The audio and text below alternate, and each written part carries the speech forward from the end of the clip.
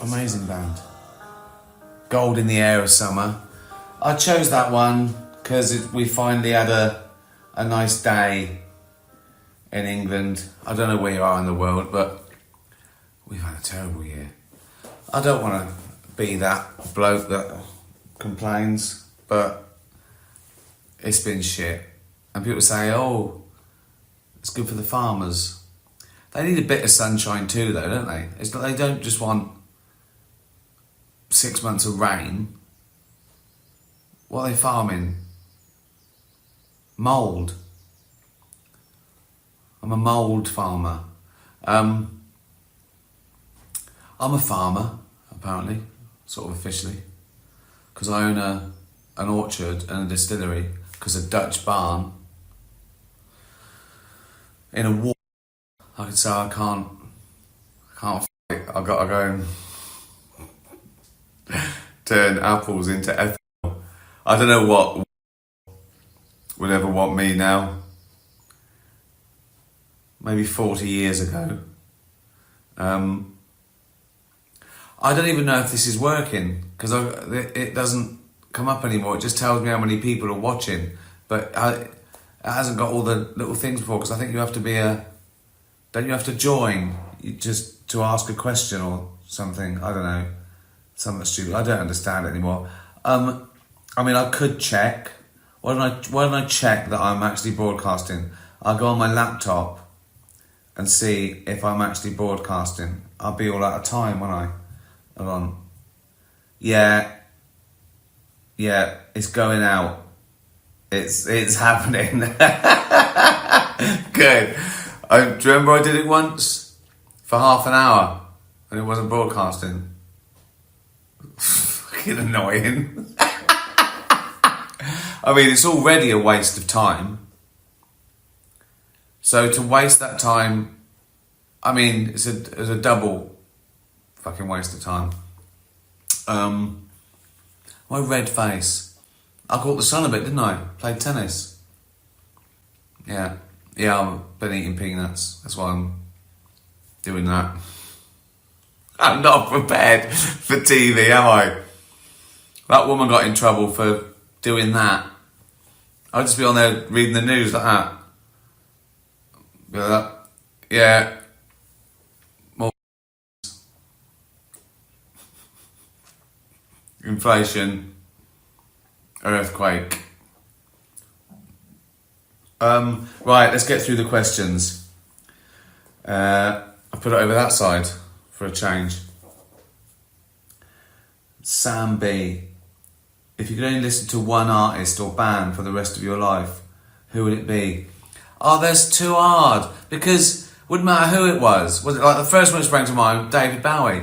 But if I could only listen to David Bowie, it would still send me mental. You need someone with a massive catalogue who maybe changed, lots of different. So I mean, he's like prime contender. I'd have thought. One that's never let me. There's a few that Bob Dylan, Neil Young. I mean, all the things I listen to anyway, and I've never stopped listening to those. Cat Stevens. So yeah, I suppose I could.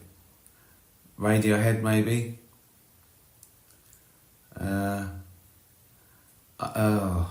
Tricky. Oh God, I'd just be thinking. I go, oh, I wish I'd. Whoever it was, you'd go, oh.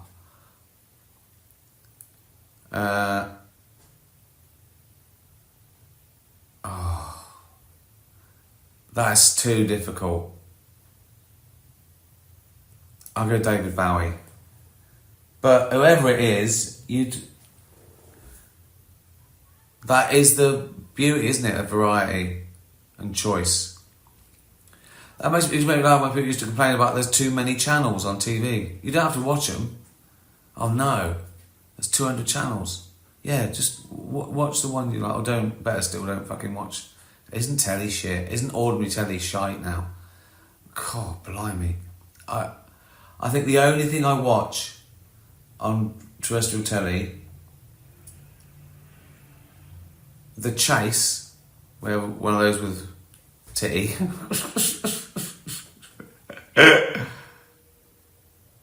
I think that's it. I watched The Apprentice when it was on.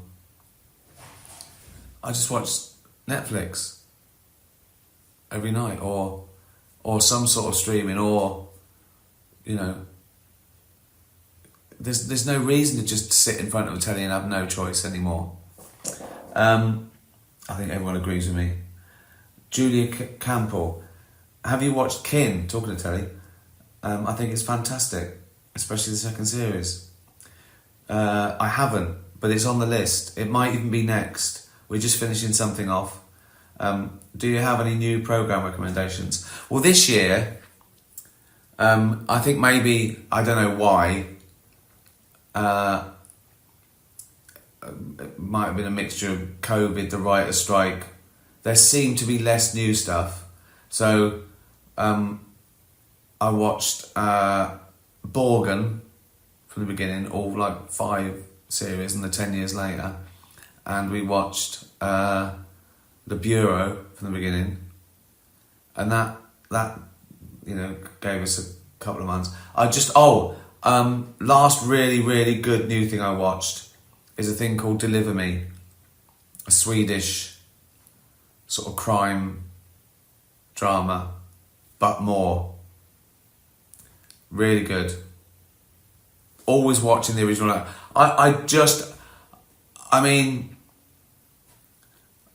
don't think I've watched an English-speaking series for years now. Always watching the original language, never watched dubbed. They're unwatchable, dubbed. So watch Deliver Me. I think it's Netflix. Watched a good documentary the other night, Football Fraudster, about this guy who pretends to be like, you know, superstar sportsman, cons people, always good. Like the sort of Tinder swindler type thing, they're always good. And this one's there's this psychiatrist that sort of analyses it and, you know, tells you what he's like and how he gets away with it. Really good. Yeah, so Kin is on the list. I have heard good things about that.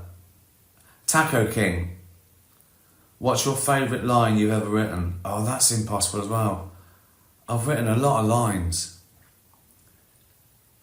The first one I thought of then, and this is from the early days when people say, what's your favourite line from The Office, was probably, I think there's been a up there.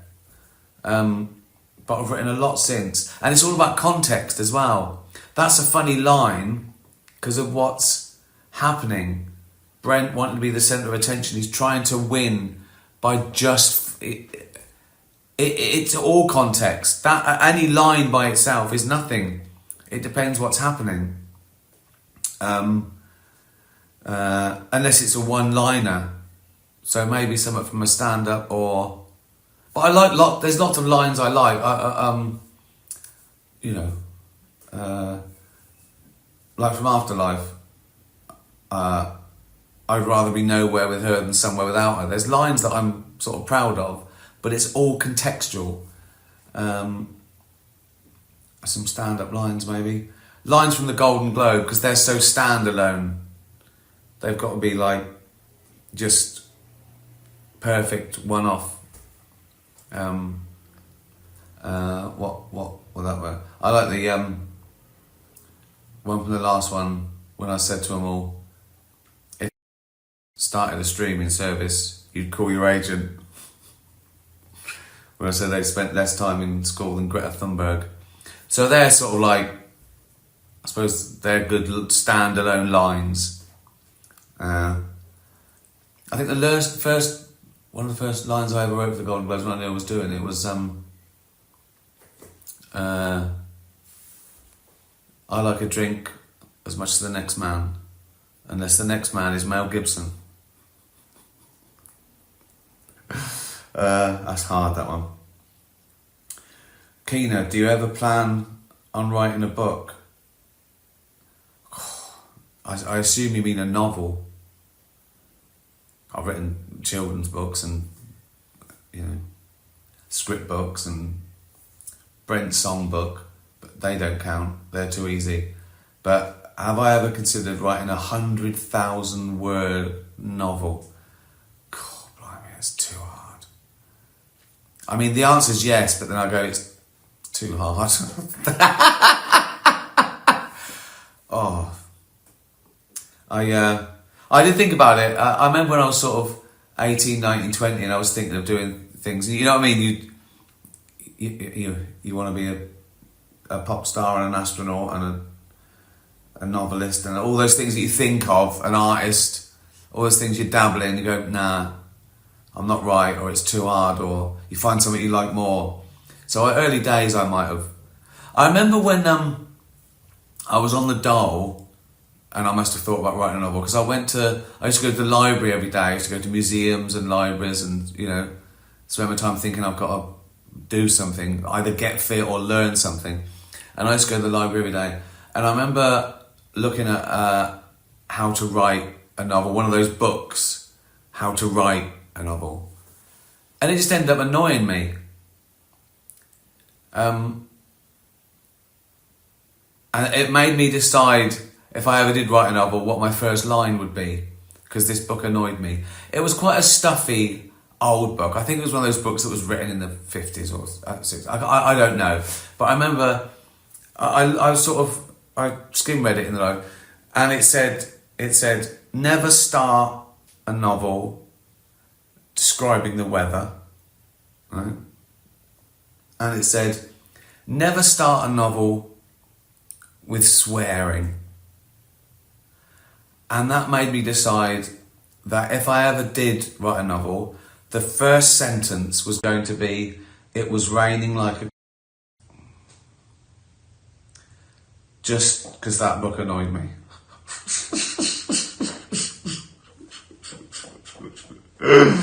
Oh, God.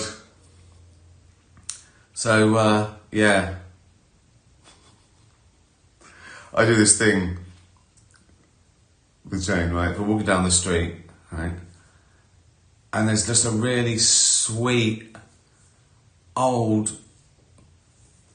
lady or man, like really sort of, classic, like 95, bent double, can hardly walk. I go to Jane, what's this playing at? Like that, right? To annoy her or make her laugh, right? And, and now I've got it that I can say it at the last minute, so it panics Jane. They never hear, right? But I can even do it without looking, so just Jane can hear and it panics her. This person does. I can do it without moving my lips now. I can go, what's this cunt doing? What's this cunt doing? It's a skill, isn't it? Oh, God. There's something wrong with me. What's this one? Andy Hughes. If you weren't rich and famous, what job do you think you'd be doing? What was I doing? What was I doing? I was sort of in entertainment, so I couldn't be still doing... I couldn't be an entertainment manager at my age. That would be a bit much, wouldn't it?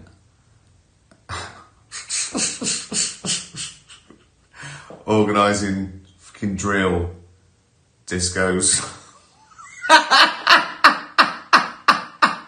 Fucking hell. Well, the last real job I had, I suppose, was at the radio station, which is on the cusp, isn't it, of real job and popping up on air. So I'd probably be doing a normal job, but I might be popping up on local radio, or I don't know, or doing the odd stand-up gig. Because before I was doing this sort of professionally, when I had a real job, I was thinking of doing the odd bit of stand-up as an outlet. So, I don't know. And would I have been doing business things and being an entrepreneur? And I don't know. I'd still be doing something that was like quite fun and interesting. I hope, I don't know. Or go the other way and, well, I mean, those are things that are, I could be a landscape gardener. I like gardening, and that's so difficult. I mean, I don't think I'd have really trained or anything like that, or gone back into science, or I'd probably have a podcast, wouldn't I? Because everyone with normal jobs now do. So I'd have a normal job, and hopefully I'd be doing a podcast and being me, but people would be going, who the fuck is he? That's all. I just wouldn't be rich and famous, but I'd still be me, wouldn't I? Wouldn't I? Be a bit weird, wouldn't it? If I was me, but not rich and famous, and I still said all the stupid fucking things, they'd just think I was mental. Because at the moment they can go, oh, he's a comedian. Oh, he's rich and famous, so he can get away with that. If that was just a bloke going around saying these fucking stupid things, people go, keep away from him, he's mental. He's actually mental.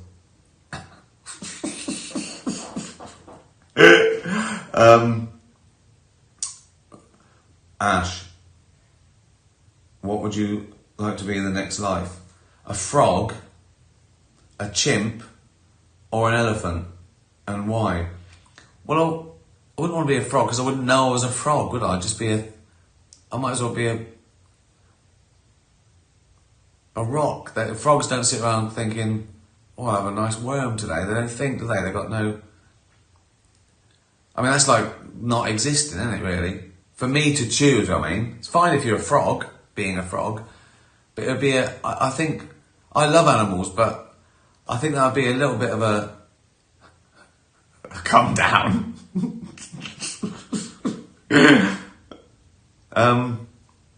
It's like I can't imagine not thinking, so elephant or chimp. I mean, the chimp is the one to choose, isn't it? Because it's the closest thing to humanity. Because I imagine elephants and chimps sort of introspect a bit. They're aware of, they're intelligent, aren't they? And they have emotions, and I think I'd have to choose chimp. Because it's the closest thing to what I can imagine being, I think. I wouldn't want to be a frog. Just being picked up by someone and you go, oh, fuck, they're a biology teacher. I'm fucked. I am absolutely fucked. I hate that. Chloe, any news on when you'll take your new material on tour? And I hope that hat wasn't one of your favourites. It was, Pickle likes destroying my hat. It was one of my favourites. But it's one of these, right? This isn't the one. This is a newer version. She's got an older one. I've got 3 of these. I play tennis in them. They are my favourite hat because they're really soft and stretchy, right? They're just great. They're my favourite. I don't know if Head are watching. One, these are the best caps ever. They're so comfortable and soft. They're the only ones I like wearing. You don't do them in black. That's one thing. Do them in black. I think you only do them in grey, white and blue, which is fine. I would have chosen black, but they're so good. I'd have them in other colours than my favourite colour. So, yeah. Keep that away from her though, so she can't destroy that one as well. That was like an advert, wasn't it? For Head. I should get some money for that. Or at least a lifetime supply of hats. I could just buy some more. I think they're 15 quid.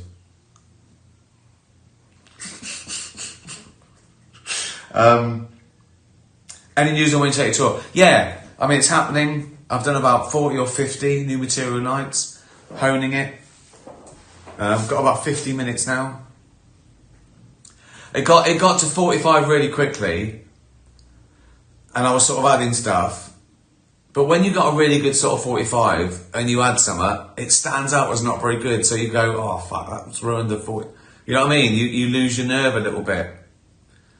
Also, when you've got 45 and you get better at that 45, you sort of do it faster and you hone it and it goes back to 43. You've got to put another bit in. So I've cracked the 50-minute mark.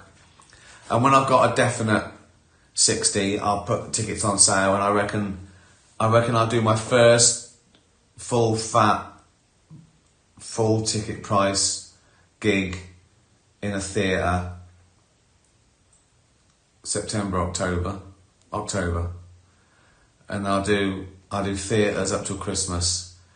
Then I'll start doing arenas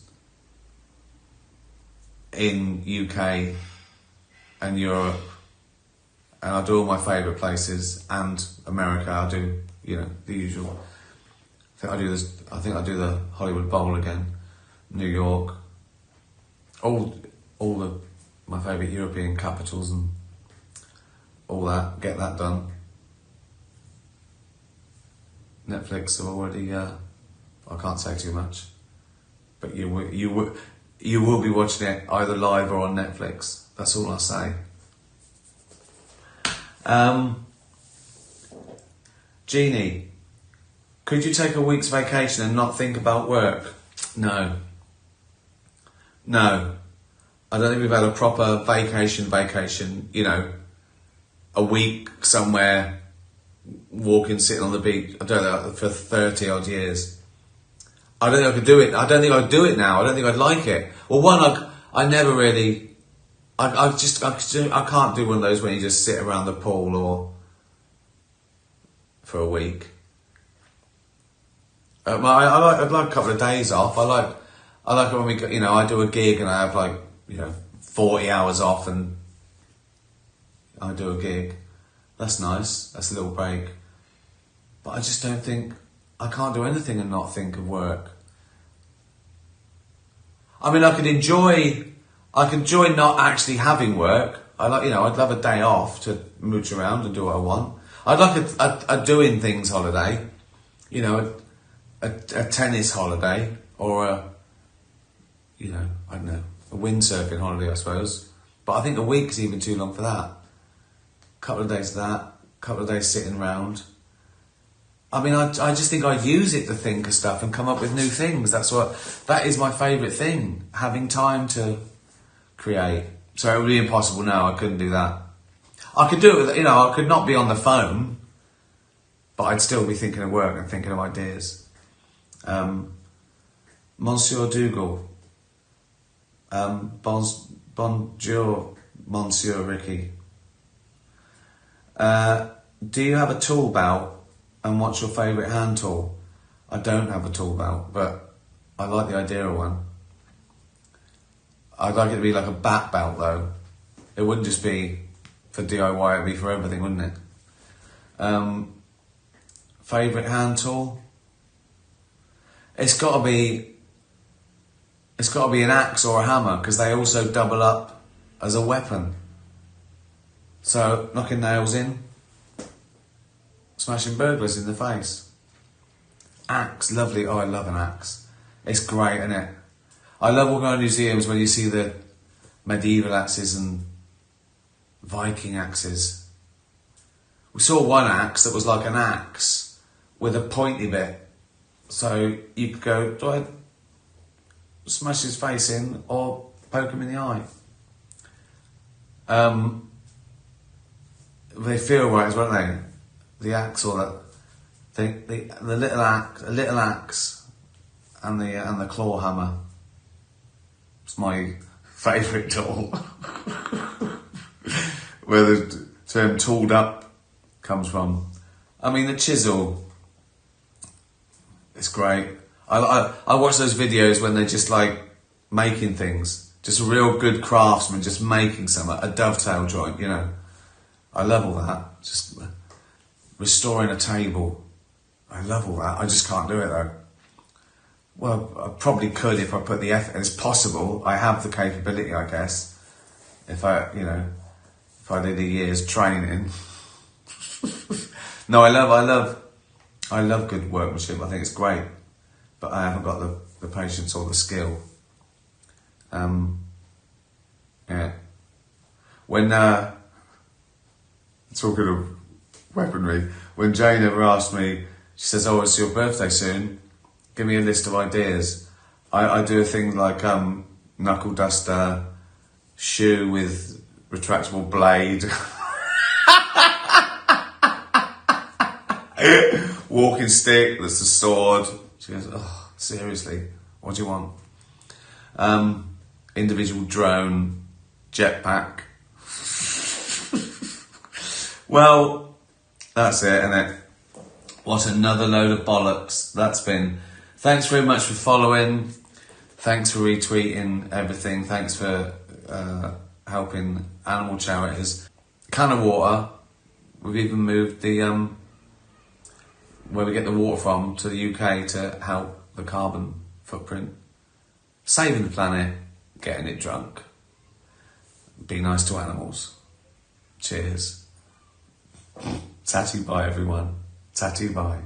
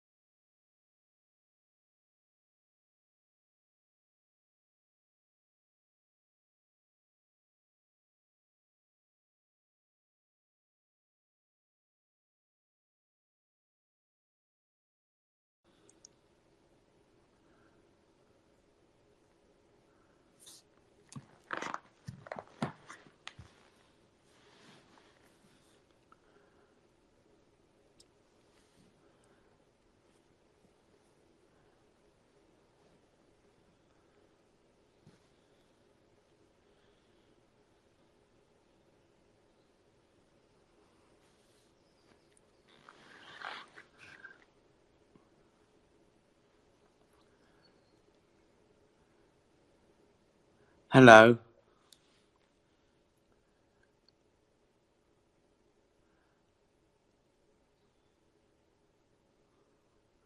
Pickle's trying to sleep, but I wanted to film her as a thank you to everyone who bought Absolutely Mental Series 2. If you haven't bought Absolutely Mental Series 2, you can. If you haven't bought 1 or 2, you can buy them both at a bargain price. If you haven't bought any of them and don't intend to, thanks anyway for following and looking at my cat. It's nearly a year since we rescued her. Isn't it, Pickle? Pickle, you can't do this. You're live and you're just, look, that's a do not disturb. Oh, isn't she lovely? Got a gig tonight, and I Pickle. The Palladium again. Supernature coming along. Lovely. I think it's my best, but that's not for me to say. What are you going to do tonight, Pick? Just sort of chill. I can't believe how rude you are, Pickle. There's people tuning in here from all over the world. And look, I was going to do, I did a thank you on Instagram. Then because it's a cat and me talking over it.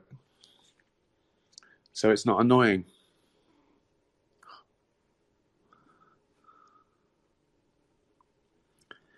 Anyway, I've got a low battery as well, so I'm badly prepared here. Oh, Pickle.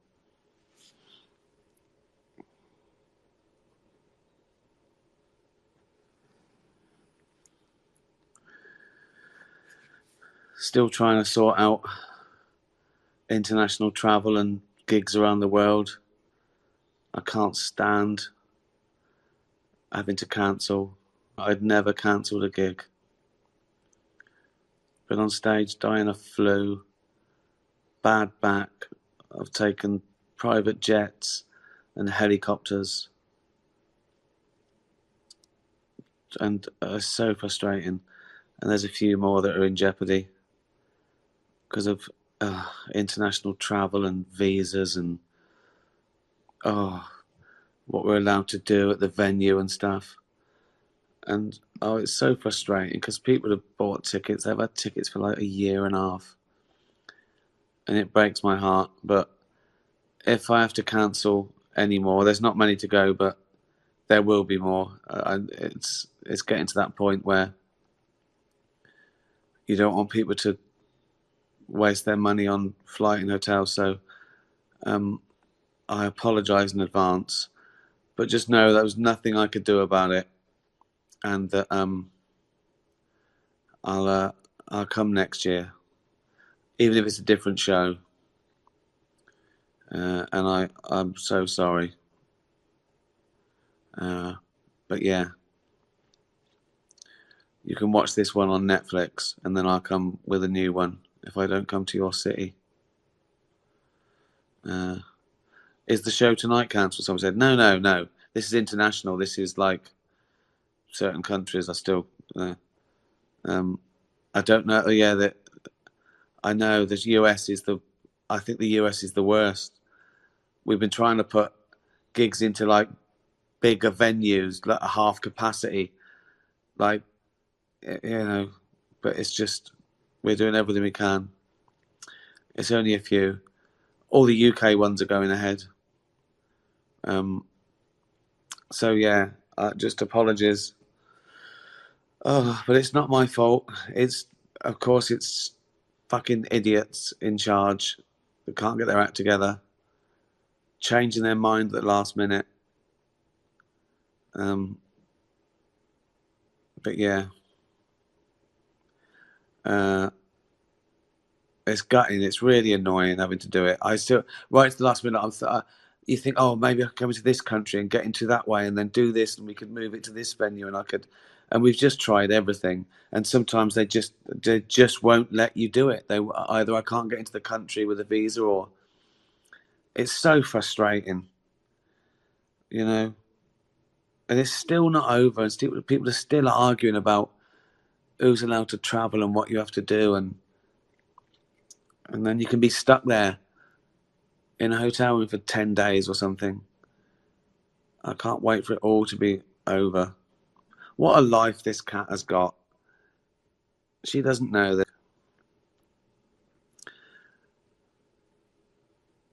But yeah, if I can't come to your town this year, I'll come next year. Anyway,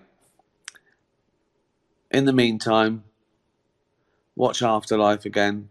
That's coming soon. Thanks for downloading Absolutely Mental. And be nice to animals. Tatty bye, everyone. Tatty bye. How can you arrest him for saying he likes bacon? Have a look at what you can get arrested for chanting in Britain. I'm not resisting. I'm just trying to... Can you make one? Walking bullshit, just because you said you like bacon. I like bacon, mate. It's all on camera. Yeah. What's the offence? What's the offence? And what's that? Public order act. And what's that? You're not allowed to say you like bacon butties around here, lad. Can you explain that to me, please? Yeah, so it's anything that might be perceived to be racially abusive. Mate, listen, a full English breakfast, what does that consist of? Well, I'm not discussing, so what, hey? What about the one percent you did? You're in the corner, so... Alright, let's move on then. Scum. Ben, take it easy. We can't put him here, we'll have to hold him here until... He'll be out in no time. Just wait here, just wait him here. Just stop there, stop. Are you with the other cereal? Sorry. No, I'm just with you. So apparently, you can't say, I love bacon. I love bacon. Well, you know what? I'm sorry, but I'm going to go out on a limb here, and at the risk of getting denied entry the next time I try and land at Heathrow, I love bacon too. What? absurdity to have the police force have those discussions with their citizens. It's terrifying, but it is all political. It's Orwellian. It's like we were saying at the beginning of the show with Lucy Connolly. Britain has turned into this weird kind of Orwellian dystopian state where they will arrest you for the most ridiculous things. Well, I think your question is to do with the cancel culture. Could it be, you know, would people allow it to do that? I think so, probably, with a bit of negotiation. Because even then, I'd sometimes have to talk people down. I go, no, this is fine. This is irony. Or no, this is okay. No, that's the point of that language. That's the, you know what I mean? No, it's not racist. He's a racist. So I still had explaining to do in the year 2000. Also, cancel culture is sort of, don't worry about it now, it's done. They tried. But you wouldn't want it to be the same, because The Office, I think, was good because it was a keen observation about the etiquette of the time and what it was like to be in office in 2000. So it couldn't be the same because things are different now. Could the equivalent be done? I think so. I don't know. I don't know what it'd be like now trying to get all those things passed through, but it could be the same anyway, and you wouldn't want it to be the same because you sort of want to reflect the world, really, and the world's changed a bit. Yeah, I'd still give it a go. I'd try my hardest. Stop that now. We have freedom of speech. I know, but We've got freedom of speech. Freedom of speech. Two-tier police. Freedom of speech. Two-tier police. Two-tier police. You don't even know what fascist is, man. We've had free speech for a very, very long time in the United Kingdom, and it will last for a very, very long time. Well, no, I mean, certainly we wouldn't want to reach across US citizens, and we don't, and that's absolutely right. But in relation to free speech in the UK, I'm very proud of our history there. We discuss all this stuff. My name's Frank McGuinness. I come from Britain's oldest colony. I was born in Dublin and grew up in the occupied north of Ireland. I'm here to suggest three things. The first is that the British Empire, or the so-called United Kingdom, is in a crisis. The crisis of Zionism is a crisis of this state, because this state is backing the genocide. The Brits are at it again. They are once more enacting a genocide. The second thing I am here to suggest is that the Palestinian people have a right to use armed force to resist the apartheid state. We must all loudly proclaim our support for the Palestinian right to use armed force in self-defense against the genocidal fascist regime. And the third thing I'm here to suggest is that we are all anti-Zionists now. There is no space for anyone to continue identifying with that fascist ideology. We must say it loud and clear. Zionism is fascism. We are all anti-fascist. We are all anti-Zionist.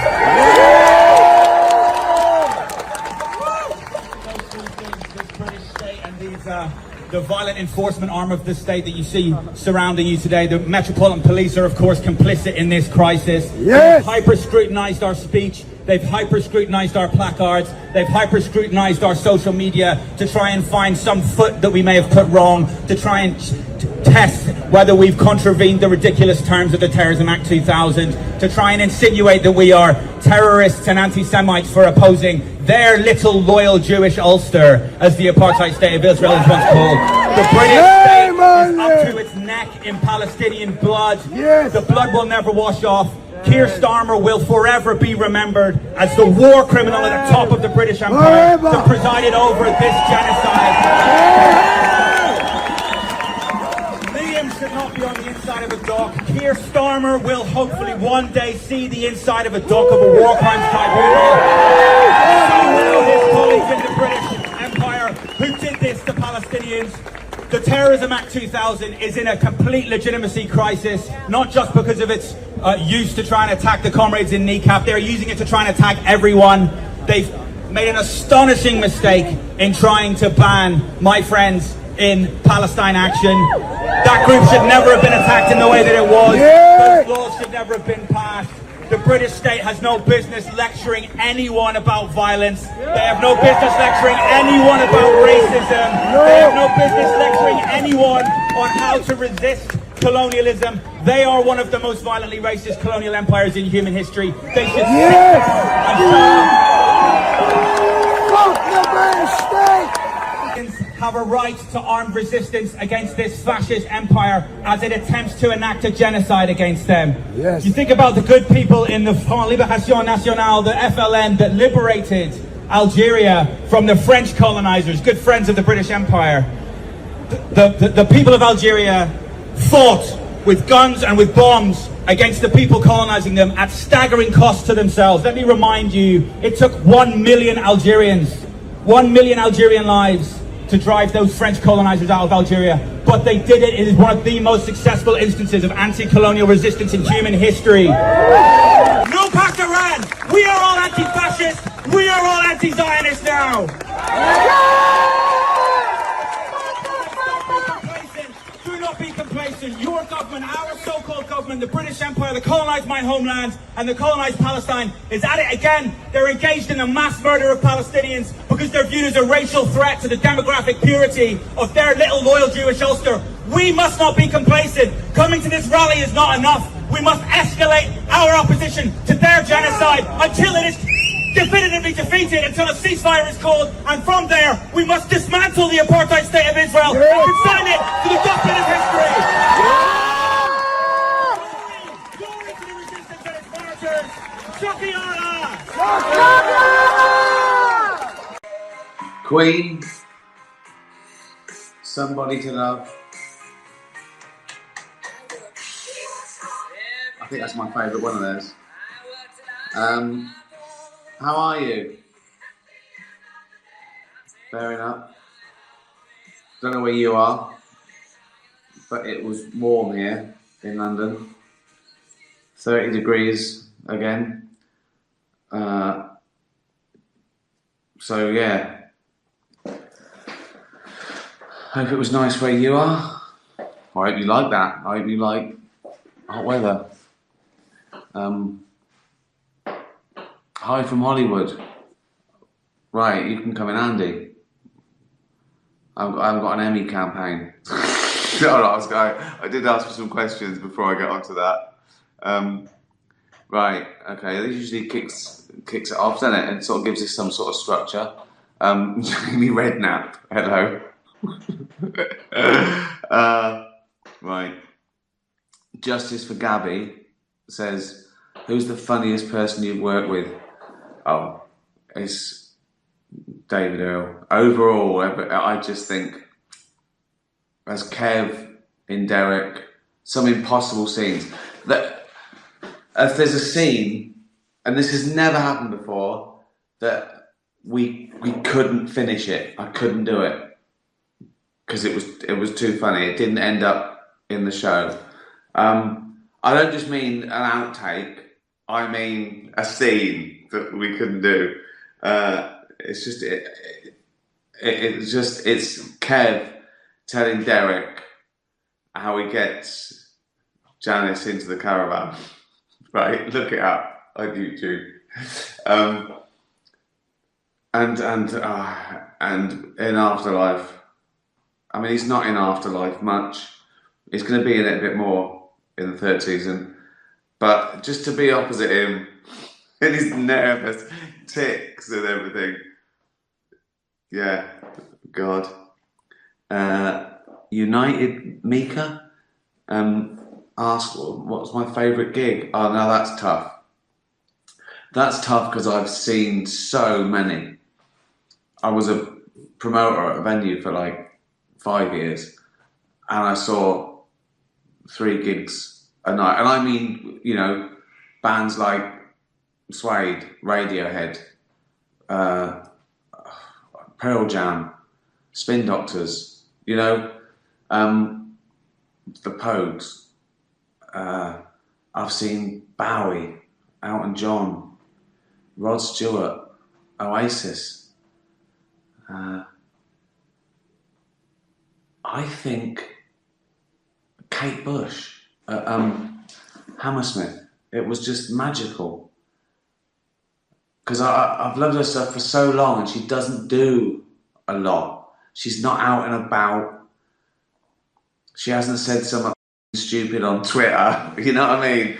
It's like she's an enigma and a recluse, and so to see those songs done so theatrically and so beautifully, and she didn't play like arenas. She played a theatre for like 8 weeks, so she could work on the production. So it was amazing. Also, again, because of the sort of, it was quite magical. We saw James Taylor in a little theatre in Oslo. I was there gigging, and we went to see him at this little theatre and met him afterwards, and that was pretty amazing. So yeah, I'd say Kate Bush. Lee Millard, your favourite episodes of The Office, Derek, and Afterlife? Office, first thought is Training Day, season 1. Red Nose Day at 5, season 2. That's funnier. That is funnier, I think. And it's got the dance. It's pure fun and tragedy. But I'll go for Training Day at 4, season 1. It's got my favourite line. I think there's been a rape up there, and I wrote Free Love Freeway for it. And I'm proud of what it does. It does a lot. There's a lot happens in that episode, and that for The Office. Derek, oh God.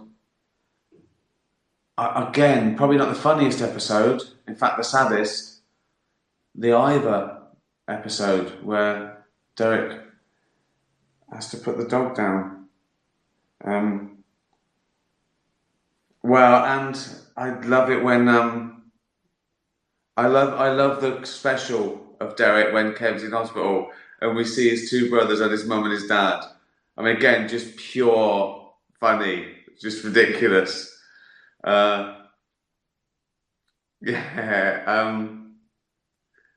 It might be that one, yeah. Afterlife. That's the most difficult because it's so not episodic. It's like one long story. I don't know. It's like I don't know what it's like. I don't know. I don't think I could say.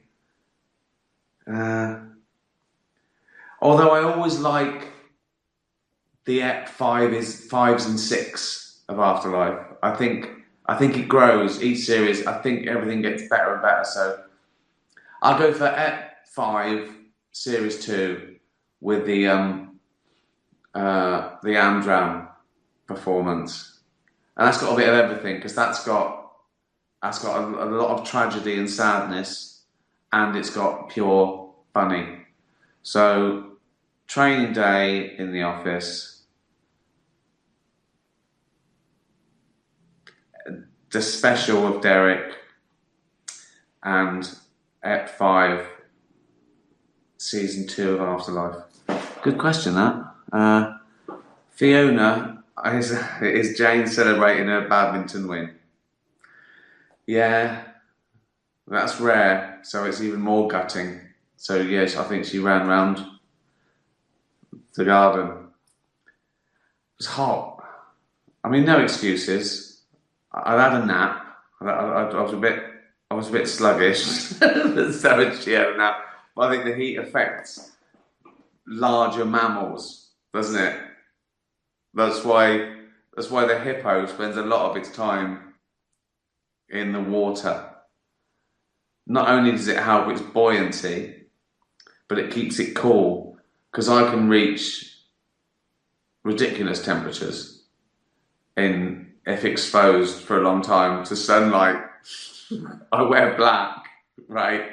So what happens with my biology that I get very yeah, I have to just slow down. No excuses. It'll never happen again. I'm like a little fat Michael Jordan. I can never lose again. If you could have had an appearance in one of these classic shows, which would you choose? Fawlty Towers, Open All Hours, Only Fools and Horses. Fawlty Towers, no doubt about it. It's still untouchable. Yeah, I mean, they're all great. But yeah, I mean, it's not just brilliant. I think it's important. So yeah, Fawlty Towers. What's the most you ever spent on an item of clothing? Not a lot. I've got expensive items that, you know, that have been given to me or that I've got for hosting the Globes or something, you know, £2,000, £3,000 suits and jackets just sat there. Well, why do I wear a suit? Once a year, if I have to. I don't look good in a suit. I don't look good in anything. So why would I bother buying Armani suits? I look shit in everything, so I might as well have a 10 quid t-shirt and tracksuit bottoms. So I don't spend on clothes. I get most of my clothes sort of birthdays and Christmas, you know, get socks and pants. When I do a production, I keep a couple of t-shirts after that and shoes and trainers. I buy trainers that are quite good because I do a lot of running, so I do. But again, I don't know. What are they? 70 quid? See, there's no point. There's no point. The clothes doesn't do anything. I buy clothes that haven't been made in sweatshops. But I don't get it. I don't get it why people spend 300 quid on a t-shirt. I just don't get it. Why?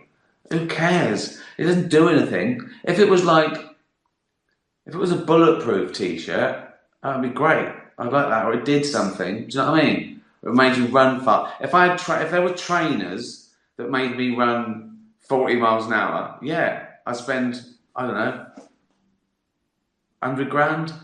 If it did something, a bat belt where I could shoot up, yeah.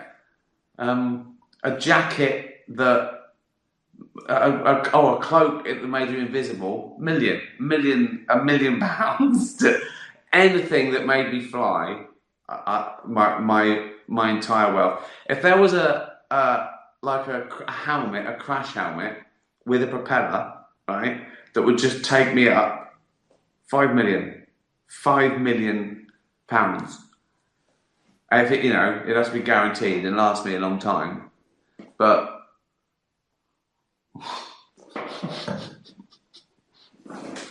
That's like some cartoon, isn't it?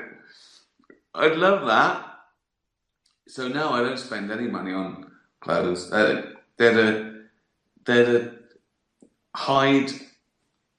to hide my body, keep me warm, be comfortable. That's it. That's what clothes are for.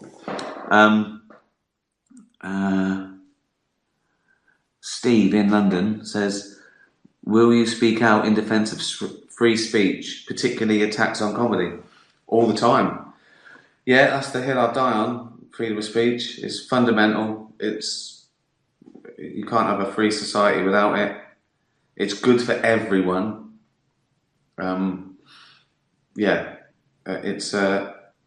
It's a good system. Attacks on comedy, yeah, ludicrous. A lot of it's faux outrage. It's people owning each other now, innit? Wielding power.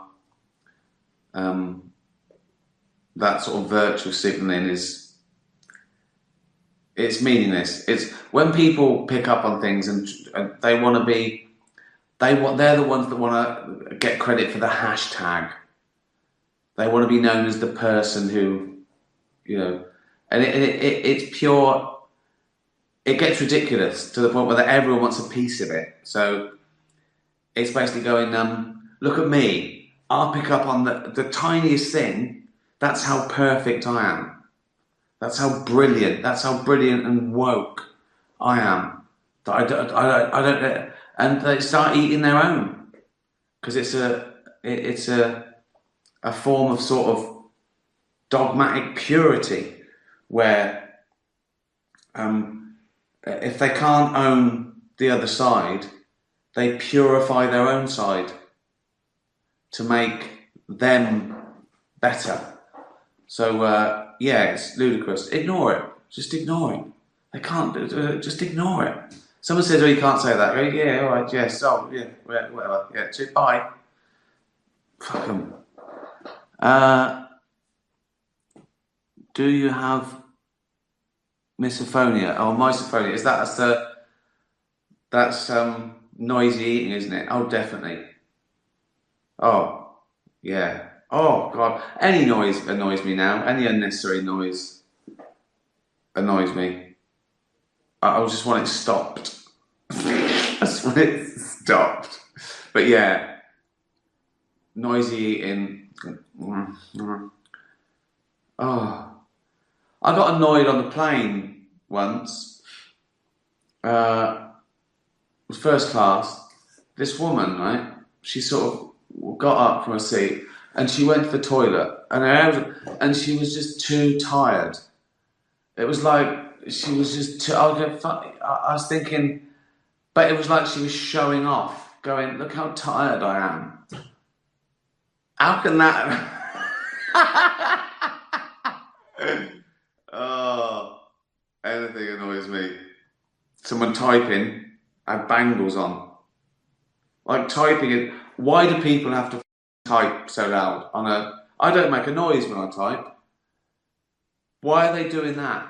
They're going, "I'm a writer," or "I got an important meeting." No one has to type that loud. Just type type like you're Anne Frank. Do you know what I mean? Just let's keep it quiet. Let's keep it quiet. Yeah, the worst one ever, right? It really ruined my day.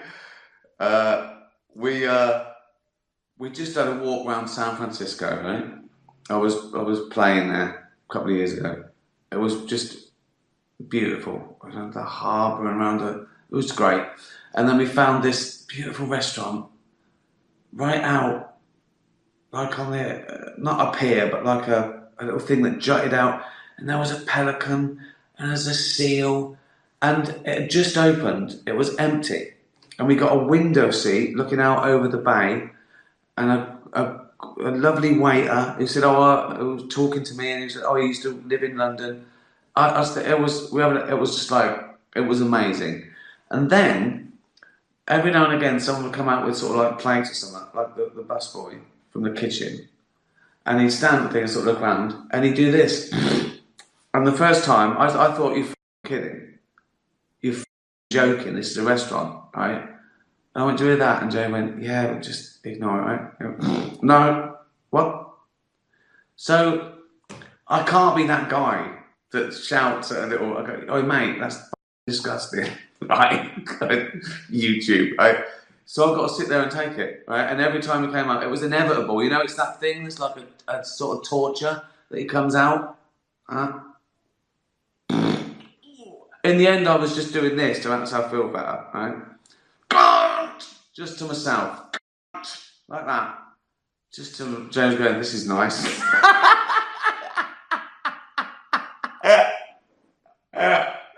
So, yes, I have got, I don't know how to pronounce it, misophonia? I don't know. Oh dear. Well, that was good, wasn't it? A few questions. It's got us, that got my blood boiling.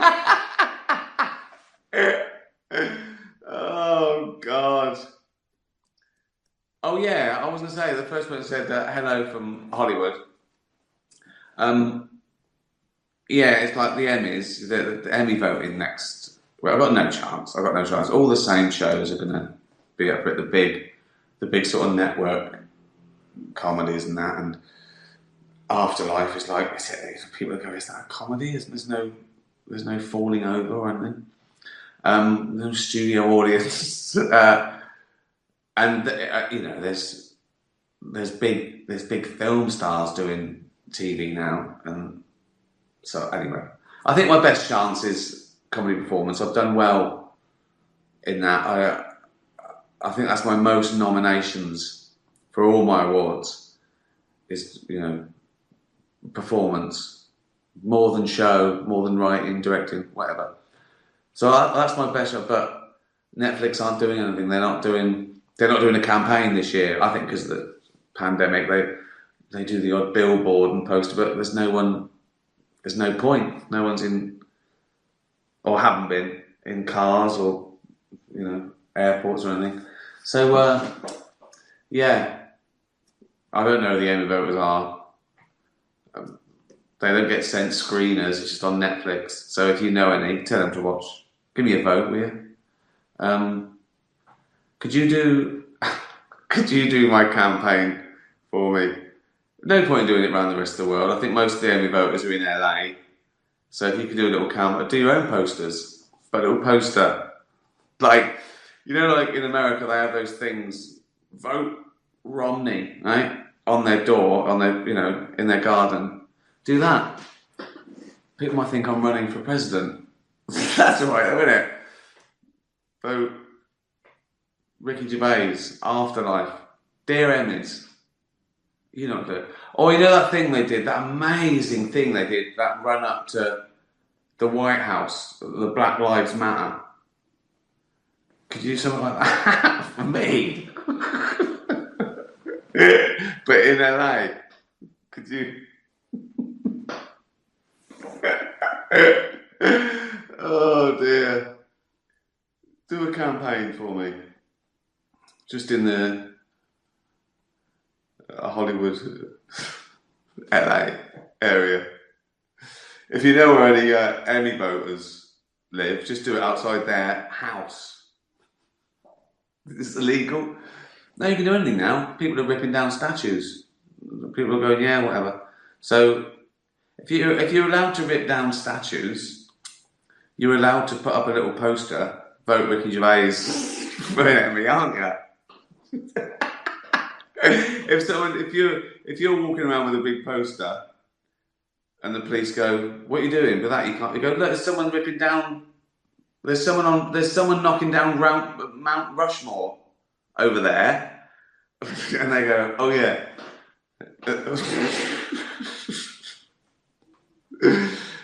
Oh dear, I got no chance. But thanks for trying. Tatty bye everyone. Tatty bye.